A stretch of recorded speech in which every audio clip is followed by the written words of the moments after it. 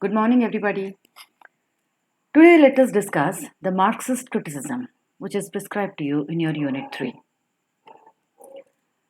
Marxism exactly means the philosophy that is presented by Karl Marx and Engels. The materialist philosophy based on the works of Marx and Engels is what is called as Marxism.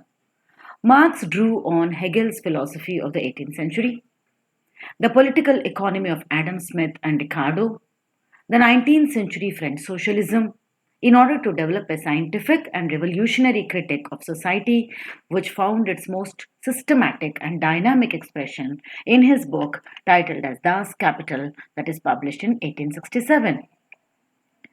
Marx and Engels called their economic theories as communism and announced the advent of communism in their jointly written Communist Manifesto published in 1848. They both were influenced by the Frankfurt School presented by Horkheimer, Adorno, and Habermas. And the Communist Manifesto aims to bring about a classless society based on the common ownership of the means of production, distribution, and exchange. The main terms that are used in Marxism are means of production, number one. The means of production is the combination of the means of labor and the subject of labor. Means of labor include machines, tools, equipment, infrastructure, and so on. While the subject of labor includes raw materials and materials directly taken from nature. Means of production by themselves produce nothing. Labor power is needed for production to take place. Yes or no? The second important term in Marxism is mode of production. The mode of production is a combination of productive forces, including the means of production and labor power, and social and technical relations of production, which includes the property, power and control relations governing society's productive assets, cooperative work relations, relations between people and the objects of their work, and relations between the social classes. So, means of production, along with the mode of production, forms the base of Marxism. We also find a word called base and superstructure in Marxism. The base structure metaphor relates the idea that the economic relations between people with regard to the means of production forms the basis for a superstructure of ideas, social, religious, and political institutions and legal frameworks that is ultimately determined by the bias. For Marx, the base structure determines the earlier structure or the superstructure. It is the base structure which is important, based upon which you have the superstructure superimposed on that. Through this relationship is not in one-way process, but it definitely has a correlation. The relationship between superstructure and base is a dialectal one for Marx. Marx also talks about the class consciousness. Class consciousness refers to the self-awareness of a social class, whether he or she belongs to the upper class, middle class, lower class, and his thoughts, his ideology, everything will act accordingly. So, class consciousness refers to the self-awareness of a social class and its capacity to act in its own rational interests. This is a very good example of base and superstructure that you have on the picture. You have the lower part, the extreme base, which is the base structure, where the working class is situated. On the working class, the little middle class is situated. On the middle class, the upper class is situated. On the upper class, the kings, the feudal lords are situated. On the feudal lords, you have the kings. And ultimately, it is the money that decides the whole thing. Whoever has the money is the king, under whom the feudal lords will work, under whom the middle class will work, under whom the working class will work, and under whom the workers are situated. So ultimately, who rules the entire society is the money people, the people with money.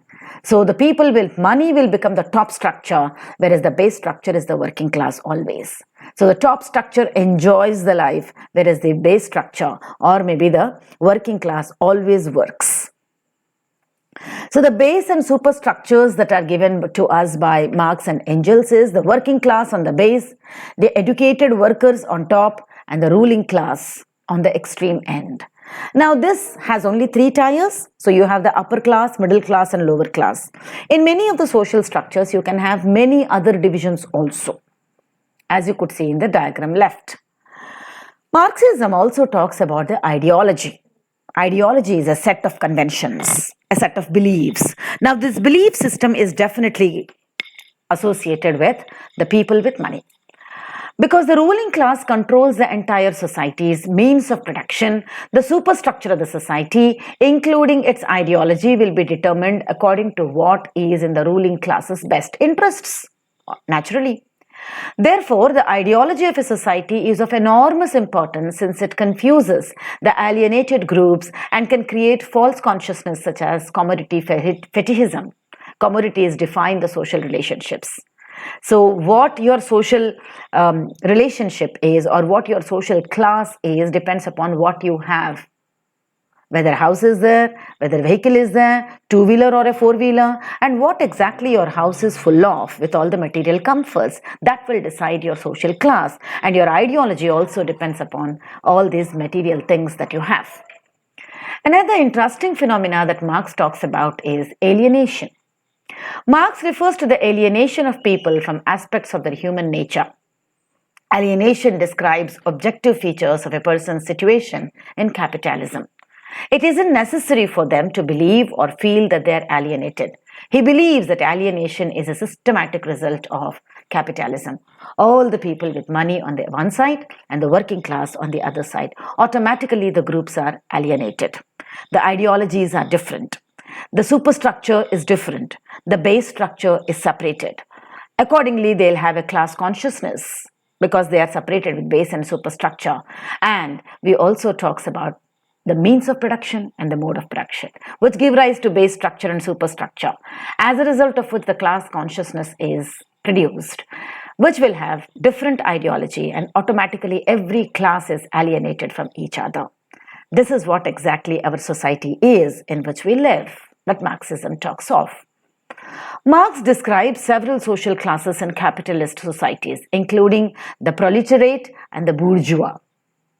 The proletariat is the working class. Those individuals who sell their labor power is called as the proletariat, and who in the capitalist mode of production do not own the means of production are the working class. According to Marx, the capitalist mode of production establishes the conditions that enable the bourgeois to exploit the proletariat due to the fact that the worker's labor power generates an added value greater than the worker's salary. This is related to the labor theory of value that is presented by the classical economists like Adam Smith and David Ricardo. The next class that Marx talks about is the bourgeois class. The bourgeois class is the middle class. Those who own the means of production and buy labor power from the proletariat are called as the bourgeois, who are recompensed by a salary, thus exploiting the proletariat. The upper class never comes into the picture at all of the base and the superstructure. It is always the proletariat class and the bourgeois class that come into the picture. The bourgeois will be dominating the proletariat under the saying of the upper class. So Marx has got the philosophical political motto, the philosophers have only interpreted the world in various ways, says Marx. The point is to change it. And the question is how to change it. In order to change or understand society, we have to see human beings as part of the material world. Materialism, remember, does not depend on God or spirituality. All those things that you can buy with money will make you material. And in this material world, Marx opines that there are only three classes. The upper class that never comes into the picture but is a capitalist. The middle class or the bourgeois class that controls the working class under the saying of the upper class, and the lower class or the proletariat class that works entirely in toto, producing various things but not enjoying the fruits of it. The history of all societies has been the history of struggle for power between different classes, the bourgeois class, the proletariat class, and the upper class. And literature also is seen as a part of the superstructure and ideology that the society has. The role of ideology in Marxist terms is to provide the legitimization of the power of the ruling class, not merely a reflection of historical processes, but a specific and highly codified social practice with its own conditions of material production and reception, its own conventions, devices, and its own history. Marxist literary criticism has social class and its prevailing ideology with its outlook, values, assumptions, and half realized allegiances. They have a major bearing on what is written by the members of that class. Writers are formed by their social contexts. Both the content and form of literature have political overtones, is the influence of Marxism towards literature. There are two main streams of Marxism. One is George Steiner, who talks about the Leninist Marxism of the 1930s. Lenin has the need for art to be explicitly committed to the political cause of the Social Democratic Party, sometimes called reflective or vulgar Marxism because the literary text is seen as directly reflecting the socio-economic forces working in the society. It is inspired primarily by the works of Maxim Gorky in Russia, but is condemned the artistic and self-expression, and especially avant-garde modernism as bourgeois and decadent. The Leninist Marxism of 1930s imposed socialist realism. Official Soviet standard for art has been given by Stalin till 1990s. Those who deviated were severely punished. Many artists went into exile like the Odessa group. Optimistic picture of the socialist reality and of the development of communist revolution has been emphasized and forced by the Leninist Marxism, and all those who don't agree to them are ostracized or killed. The purpose of education is in the spirit of socialism and a strict adherence to party doctrine and to conventional techniques of realism. They imposed on artists the duty to create optimistic uplifting by didactic works of art that nurture political awareness. As you could see here, the female worker being presented in the picture. Stalin as an organizer of October Revolution and evolving as a hero to help out the working class. He is Vladimir Lenin, who was the predecessor of Stalin in Russia. The second type of Marxism is called as Angelician Marxism, which starts from 1930s till date. It stresses the necessary freedom of the art from direct political determinism of Leninist Marxism, and it flourishes either in exile or in suppressed form. Although not strictly Marxist in spirit, Russian formalists can be included in this category of Angelician Marxism. The ideas included the need for a close formal analysis of literature, the belief that language of literature has its own characteristic procedures and effects constitutes the Angelician Marxism. The major writers under the Marxist notion are Theodor Adorno, Herbert Marcuse, Walter Benjamin, who were interested in developing the critical perspectives of the analysis and discussion of all social phenomena in the society. They also has employed ideology as distortion of reality, whose purpose is to legitimately camouflage unequal power relationships in the society. They argued that society was more complex than could be fathomed by the analysis based only on the political economy. The major critics under Marxism are George Lukács. Most widely influenced of the Marxist critics, George Lukács is. He represents the flexible view of the role of ideology and proposed that each great work of literature creates its own world, which is unique and seemingly distant from the everyday reality. So you have two types of reality according to George Lukács. One is a socialist reality that we see in the society, and the other is a critical reality that we see in literature.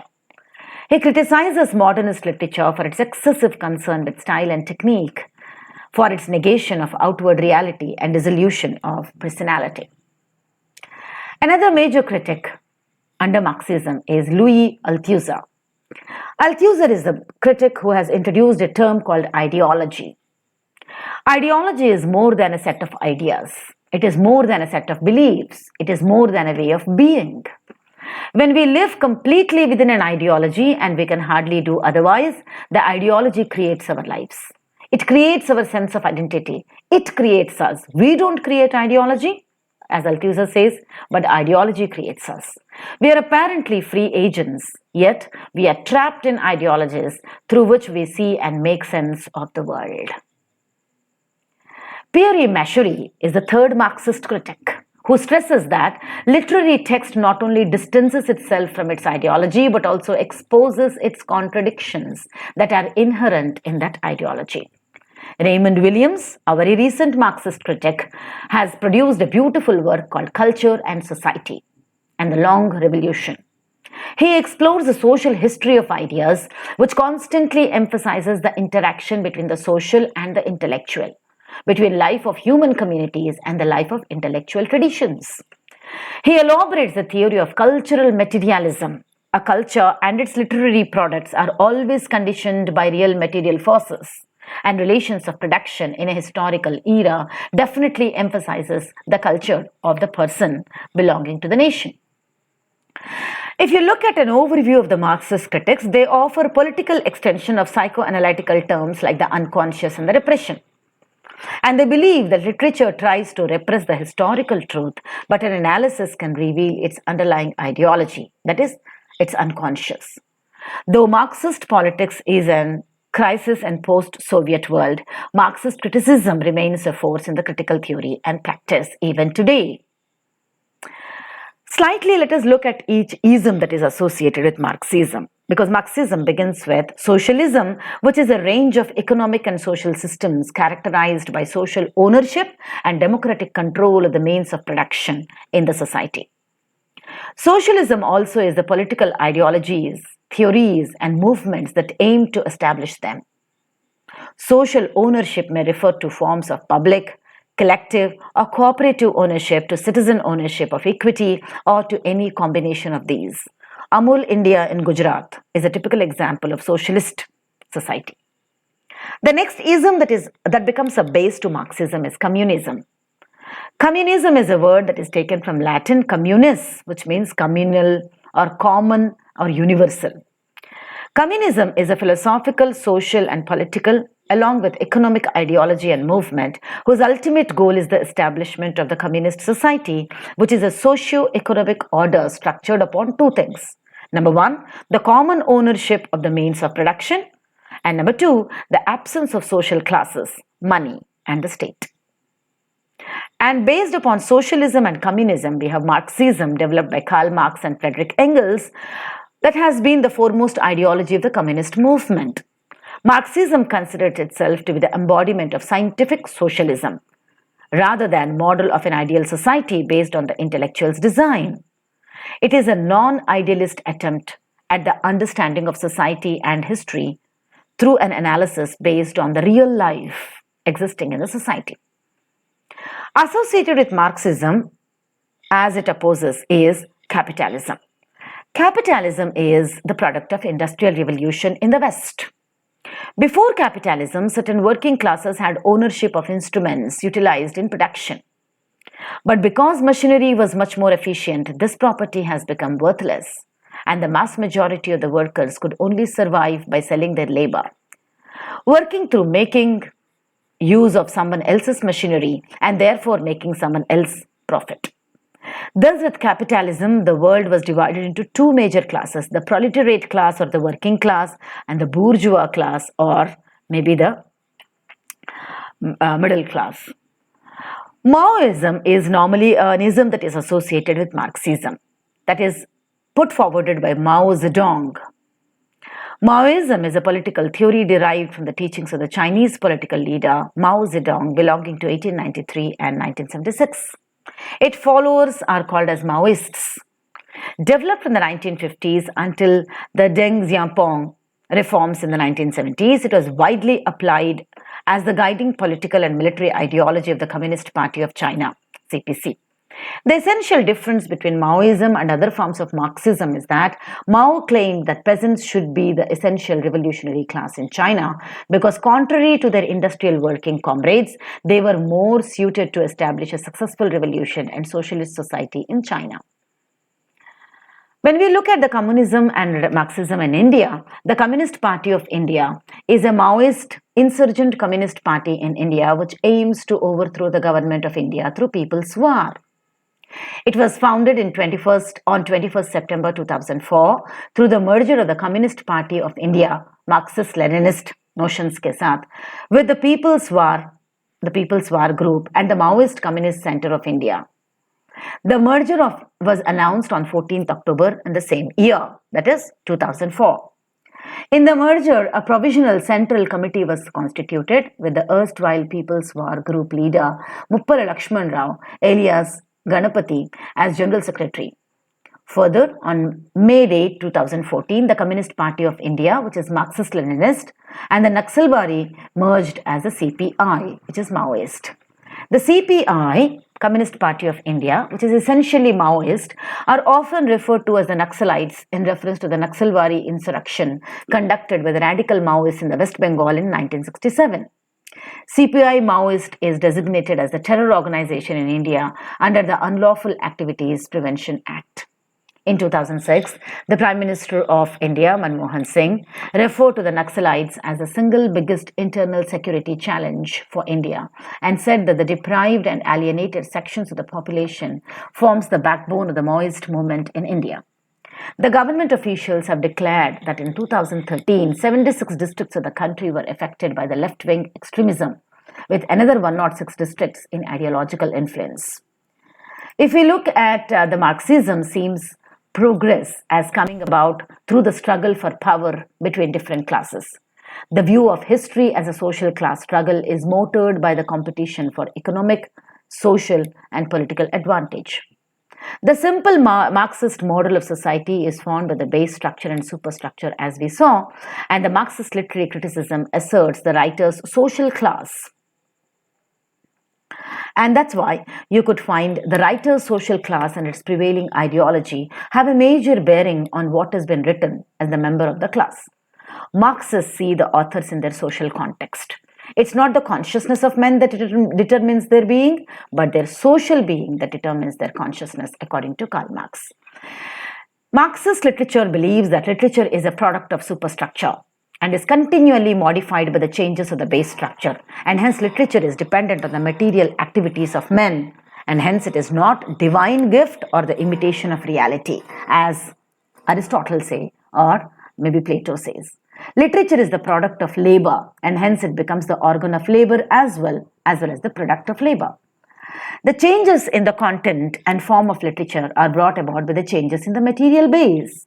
And Marxist theory believes that there are three historical phases in human development: the slave phase, the feudal phase, and the capitalist phase.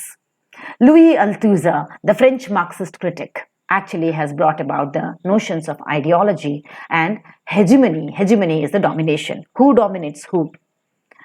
And so, economic structure of the society is very important aspect of Marxism, and literature is seen as its product. The Marxism believes a social movement. It advocates the relation between society and literature, number one. Number two, economic structures of the society. Number three, the idea of class struggle. And number four, religion as opium to quieten the society of the class domination. Marxist critics keep in mind the issues of class, power, money, and such questions of hegemony. Number one, what role does class play in the work of art? Number two, what is the author's analysis of class relations in the society? Number three, how do characters in the text overcome the oppression? And number four, is there a social conflict in the text that is under observation? Marxist literary criticism asserts that a writer's social class and prevailing ideology have a major bearing on what is written by the member of that class. Marxist critics see all the authors in their respective social contexts. Thank you very much for being a part of this video. Bye for now.